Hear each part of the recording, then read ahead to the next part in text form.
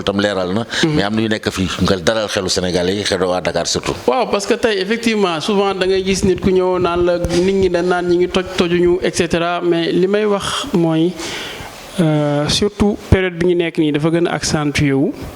bëri na oto yoo xam ne ñu ngi leen gis Ndakaaru. ñuy daw te war ñoo daw Ndakaaru par exemple tey pour nga am une licence urbaine à Dakar li jiitu moo ñu immatriculé la Dakar donc boo gisee Ndiaga Ndiaye bu ñu immatriculé faneen fu dul Dakar jarul xool warul daw Ndakaaru. donc tey bëri na oto yoo xam ne ñu ngi daw Ndakaaru war ñëw daw Ndakaaru parce que effectivement si première vague mbas mi parmi les conséquences yi ñu observé mooy gis nañ ni bi ñu tëjee interurbain bi bëri na ay car rapide ay Ndiaga Ndiaye ay minicar yoo xam ne dañu jëloon mbooy mi ñëw Dakar du xool nan lañ fiy xosloo. mos mu neex ñu toog. mais bi ñu mosee mu neex effectivement bu dellu jotee ñu bëri si ñoom delluwuñu. mais man dama leen di avertir di leen wax ni dellu jot na. ku nekk na nga dellu sa place. wala di nga leen delloo. wala ñu delloo leen incha allah. kañ nga leen di delloo. normalement bu ñu wax kañ la leen delloo parce que dañ fi warul nekk loolu laa lay wax. oui mais xam nga da nga wax condition war nañu dellu wala bu ñu dellul ngeen delloo leen kañ ngeen leen delloo. mais dellu kay loolu kay kañ leen delloo am si ku tegul si yoon kay da nga koy teg si yoon. xam nga tuub. tuub sax bu la fekkee ngay moy sa saa sa ngay arrêté moy ga. non dama bëgg mu ñëw parce que dafa am programme boo xam ne c'est important. ñaar sax boo xam ne le BRT. ak le TER. mu nekk loo xam ne dafay pour mobilité. am na loo xam ne dafay ñëw TER bi je pense que ne ku fekkente ne jóge nga fii ba Guédiawaye. jëm en ville en 45 minutes wala 49 minutes nga yegg. je pense que ne loolu ngeen di xaar pour mën a kii boobu wala da ngeen di xaar aussi pour vraiment terminer aussi te renouvellement bi pour mën a imposer pour ñu génn. en fait mënu ma la wax dañuy xaar lii xaar moom amu ci parce que ku tegul ci yoon moom dañ naa la tegul ci yoon. ñu doog a wax leneen mais am na loo xam ne am na effectivement tey jii nii au niveau du ministère des transports. politique bi mooy nañu introduire transport de masse à Dakar. su ma nee transport de masse mooy transport capacitaire. président de la République son excellence en vision mu ni. sur l'axe sud dañ fa def un TER un train express régional. sur l'axe nord boo xoolee c'est très structuré. Dakar Rufisque c'est le sud. Dakar Guédiawaye on va au nord. sur l'axe nord ñu nañ fa def BRT. bu ñu defee sur l'axe sud le TER def sur l'axe nord le BRT mu nekk des transports capacitaires.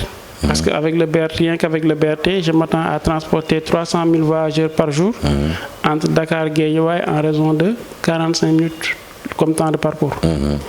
donc c'est très important alors qu'aujourd'hui les transports au moment actuel les transports font 90 minutes. bu ñu introduire ces transports de masse là li siy tegu mooy foog ñu réorganiser li des. le transport. bu ñu nee dans cette réorganisation là nag.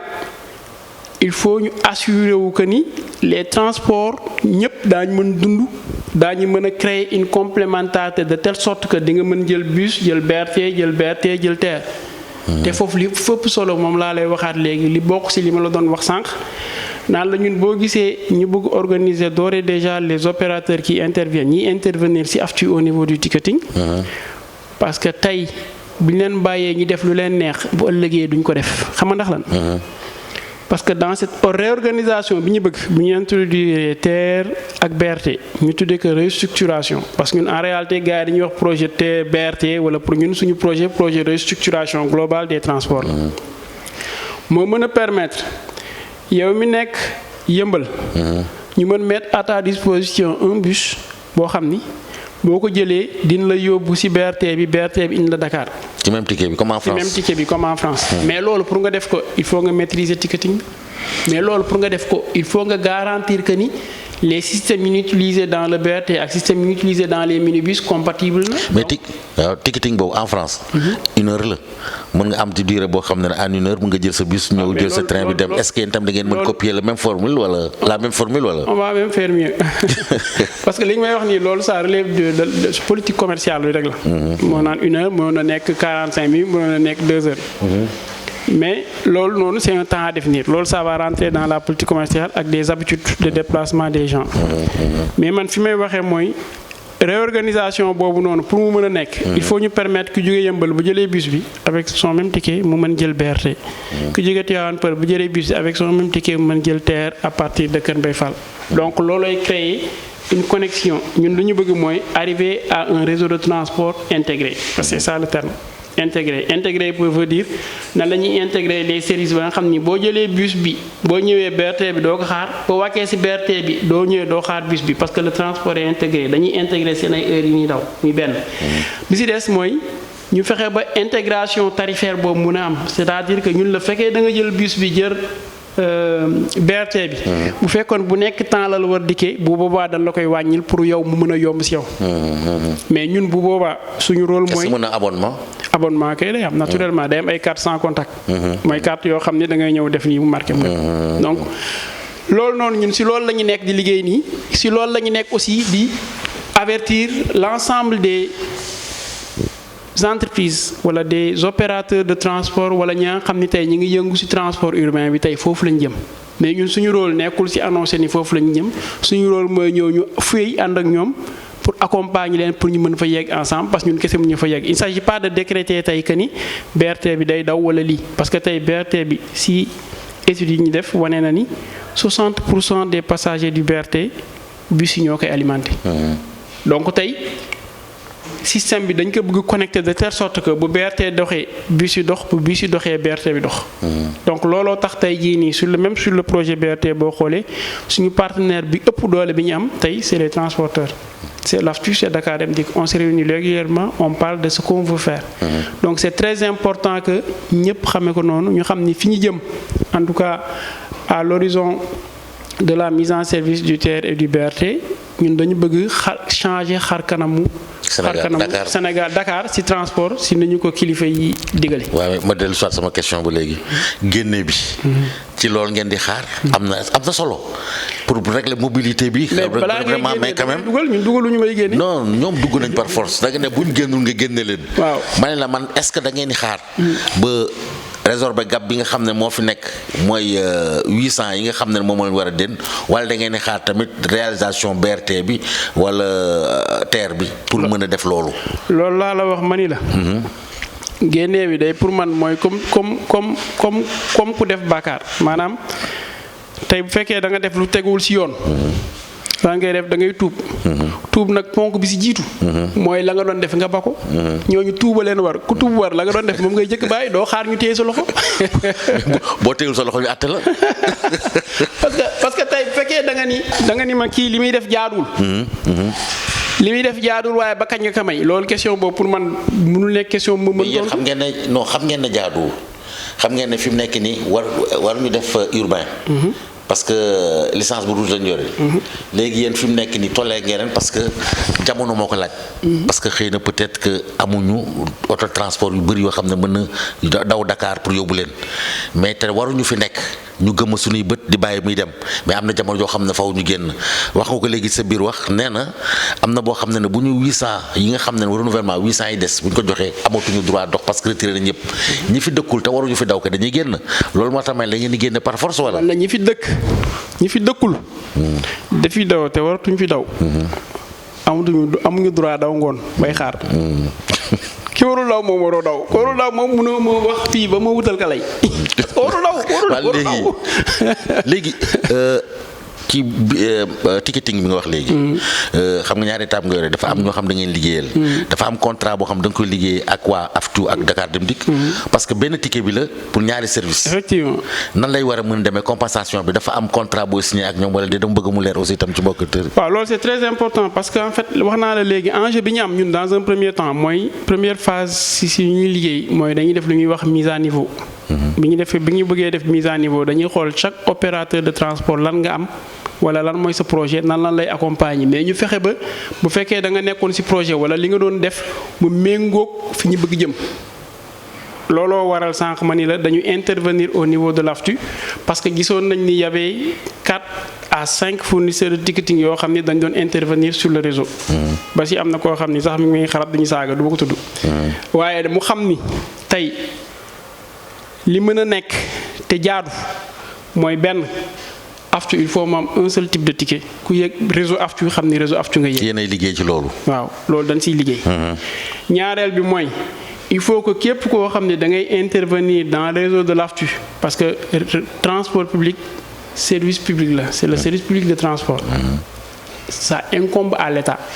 État moo ko délégué transporteurs yi. tey boo demee suñu décret bi lim suñu mission suñu première mission mooy détermination des lignes à desservir ak modalité d'exécution de ce service boobu ñun la ñun ñoo naan fii bus moo fii daw fii day am ticketing fii du am ticketing fii lii lay am fii du am lii donc ñun loolu lañ ni dans un premier temps nan la ñuy organiser l'intervention de ces fournisseurs de solutions au niveau de l'AFTU pour que ñun fu ñu bëgg transport dem fa mu mën fa dem parce que tey ça ne sert à rien tey boo demee école supérieure polytechnique nga dem génie informatique tu prends les étudiants de deuxième année nga leen dama bëgg ngeen créer ma benn solution ticketing balaa 18 heures ku nekk dañ la proposer benn solution ibbi benn fenêtre Android def bouton 1 mu tiré 2 mu tiré ñëpp mën nañ ko mais ñun suñu responsabilité mooy nan la ñuy fexee ba ñoom ñu inculquer leen ñoom ñu conscientiser leen sensibiliser leen de telle sorte que solution yooyu ñuy defar dina am ouverture bu war pour mën a intégrer wu avec les autres solutions qui sont implémentées à Dakar Dem Dikk dans le TER et dans le BRT. te ñu sécuriser ko aussi. te ñu sécuriser ko parce que tamit loo xam ne voilà justement parce que li ngay wax ni aussi am na solo.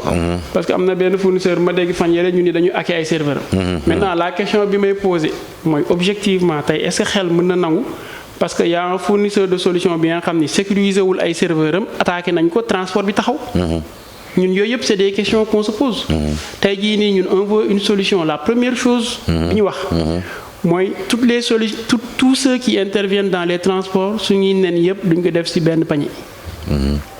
ñun on milite pour la libre concurrence. su ne la libre concurrence on définit les règles. ni un système ticketing dans les transports à Dakar nii lay mel. et on dit à tous ceux qui peuvent ku mën na def. dans les régions l'essentiel dans les régions aussi l'essentiel na nga respecter règles yi mais ñun li ñu bëgg mooy sa carte de transport bi nga am Ndar. boo ñëwee Dakar doo wut carte de da ngay dem directement ñu charger la ko nga utiliser ko dans le système. aussi bien dans les bus dans les minibus que dans le BRT c'est un peu ça aujourd'hui le schéma sur lequel nous travaillons. et léegi ni muy demee concrètement mooy. boo amee sa ticket. tey boo jëndee sa ticket bu la neexee nga dem Dakar Dem Dikk mu chargé la ko. bu la neexee nga dem AFTU mu chargé la ko bu la neexee nga dem BRT mu chargé la ko li may wax nii tey ñu ngi siy def benn POC ñu ngi siy def benn démonstration bi ñu war def à partir du mois de mars sur la ligne 31 de AFTU et sur la ligne 219 de Dakar Dem Dikk c'est un peu pour montrer aux transporteurs nan la war doxee pour ñoom déjà ñu anticiper ko maintenant nag bu ñu nee ba am intégration boobu noonu c'est moo am responsabilité. def lu ñuy tuddee. compensation chambre de compensation bu ñu amee chambre de compensation boobu le soir ñun ñoo naan AFTU am nga ci lii Dakar Dem Dikk am nga ci lii BRT am nga ci lii et cetera. donc loolu mooy suñu. li nga xam ne gën a impacté ci loolu am li ma xalaat. mooy 31 ak 34 parce que seen yoon la. mooy ci ligne bi. ak aussi nan ngeen def ak ñoom ndax dafa am couleur boo xam ne day uute ak couleur blanche bi nga xam moo nekk ci pour ñun ñi xam ne. bii moo jëm ci station bi nga xam ne moo jëm ci BRT bi wala. bon pour mu gaaw li ma lay wax mooy dañu wax ni dañuy am 4 niveaux. suñu réseau day réseau 4 niveaux. premier niveau bi TER BRT la ñoom ñooy gérer les axes structurants deuxième niveau bi mooy le réseau de rabattement. mooy ñoom dañuy am seen couleur spéciale ñu marié ko ak couleur BRT bi ak couleur TER. de la sorte que ñoom ñooy alimenter ces systèmes là mooy vert jaune rouge bi. bon je xamaguma nan lay mel. mais dans la conception. ci maquette bi vert jaune rouge moo ci nekk. waaye boobu maquette la man xamagu man mii wax ci loo xam ne bu bëgg am jàmm. ma ni dans la conception. dafa nekk réseau de rabattement ñoom ñooy alimenter seen rôle. ligne yooyu seen vocation mooy ñu alimenter les transports de masse. après on aura le réseau Dakar Dem Dikk et le réseau AFTU actuel. comme ni ñu ko gisee ñoom ñooy nekk 3e niveau. mais ñun yemuñu foofu dañ ni même les clandos yoo xam ni tey dañ doon opérer d'une manière clandestine am nañ programme boo xam ni ñi ngi xool nan lan leen di officialiser nan lan leen di formaliser nan lan leen fexe ba organiser leen ba ñu jouer seen rôle parce que ñoom am nañu rôle bu important bu ñu jouer dans la prise en charge du dernier kilomètre du voyageur. donc tey jii nii boo demee Kër Massar nga dem Rufisque di nga gis ni presque clando yi ne woon dans la zone yëpp fédéré wu nañ organiser wu nañ. ñi ngi waxtaan ak ñoom ñi ngi leen organiser ñi ngi leen xool na leen di financer pour ñu mën a ñoom aussi jouer leur partition parce que tey ku jógee Dakar xëy na wàcc Kër Mbaye Fall mën nga am benn bus bu la yóbbu peut-être Jaxaay wala ñàkku rab wala fa xam mais boo demee ba mu desee la dugg sa rox souvent da ngay am difficulté bi la yóbbu te tey clando yi foofu la ñuy nekk dañ ne nan la ñuy intégrer ñooñu aussi dans le système loolooy 4 niveaux yi may wax léegi nii.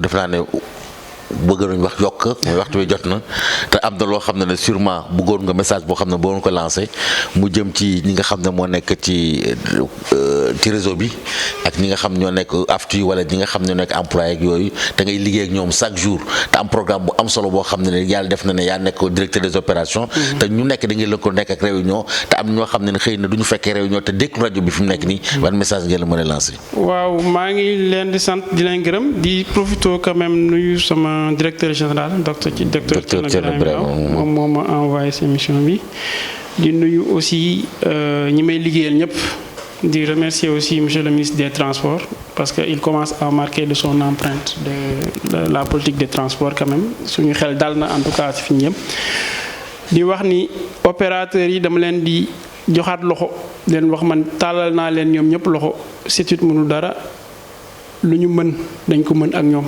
ñun bu ñu xoolee ñoom xam nañ de toute façon que ni ñun dans notre manière de travailler lépp loo xam ni dañ koy def dañ koy waxtaan ak transporteurs donc dama leen tàllalaat loxo di leen wax ni nañu wóolonte nañu booloo ñoom xam nañ ni booloo mooy doole di leen wax ni lépp loo xam ni lu jar a waxtaane la ibbil na leen seen bunt bañ nan ma nga xam ni man ku ñëw CETUD sax li ma lay jëkk wax bienvenue chez toi parce que CETUD jàpp naa ni ñoom ñoo ko moom d'abord di aussi di leen soññ suñuy respecter les mesures barrières parce que mbas mi commencé na bëri si dëkk bi dama naan sax bëri na État du Sénégal commencé na jël ay mesures mais ñoom ñooy nekk en premier parce que ñoom ñoo nekk en contact avec les populations nañu fexe ba niñ ko defee woon ci première vague bi cette fois-ci bu kenn joxañ transport ni moom moo yokk mbas mi te yaakaar naa ñoom ñoo ci gën a conscience parce que écho yi may am jóge ci ñoom yëpp ñoom conscient na ci ñi ci def li ñu mën xanaa dama leen di soññaat rek di leen wax ni nañu respecter les mesures barrières respecter les distanciations sociales ñu aussi surtout protéger le personnel bi ñu am moo xam chauffeur la moo xam receveur la moo xam régulateur contrôleur superviseur surveillant ñëpp. xam nga du ma terminer émission bi te tam xam naa ne boo fi génnee taxi aéroport dañ ma mere. Modou Sokok ak Mborom. xam nga ci renouvellement bi aussi tamit am na 50 yoo xam ne jagleel leen. waaw léegi dama bëgg xam ne ñoom ci seen ñu ci toll parce que. Modou Sock moo ma doon woo léegi sax moom. en fait si renouvellement ñoom déjà amoon nañ programme ak ñoom. ba yaakaar naa tax aéroport renouvelé woon nañ si lu bëri. te ñu ngi liggéey ak ñoom pour poursuivre ce renouvellement là. donc ñoom moom yaakaaruma ni ñoom dinañ la wax parce que ñoom tout le temps on est en connexion. ak ñoom. kon nag baax na loolu lay tëjee émission bi donc may fàttali bëgg rek ne ki nga xam ne moo leen recevoir oon moom moo ñu dalal fii mooy Ababacar Fall di directeur des opérations bu CETUD. je pense que expliqué na leen lépp loo xam ne jëm na ci renouvellement ba parc bi ak restructuration réseau bi ak contractualisation en relation avec la billettique je pense que leer na am na lu mu leer aussi lu jëm ci billet bi am na leen yoo xam ne tamit bu ko laajee ñu ñëw waxtaan ak moom bu fekkente ne seen i laaj soxla na ko ñu waat ko rek mu ñëw ci studio bi comme ça ngeen di poser question jërëjëf Ababacar ki nga xam ne moo fi nekkoon ci technique bi ak réalisation bi Alioune Badara Socé présentation Mamadou Thiongane di leen ñaanal jàmm di ko sàkku ci yéen te di leen jox ndaje beneen yoon.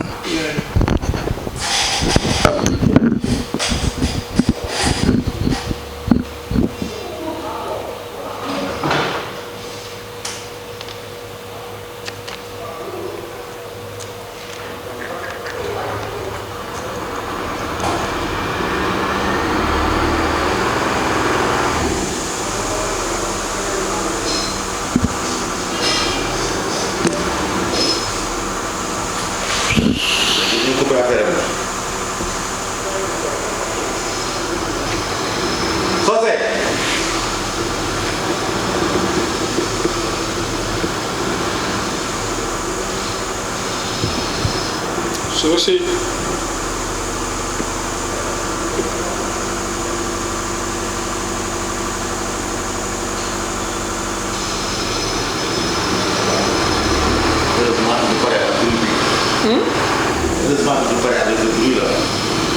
oui wax nga dëgg de dañu nekk en travaux de.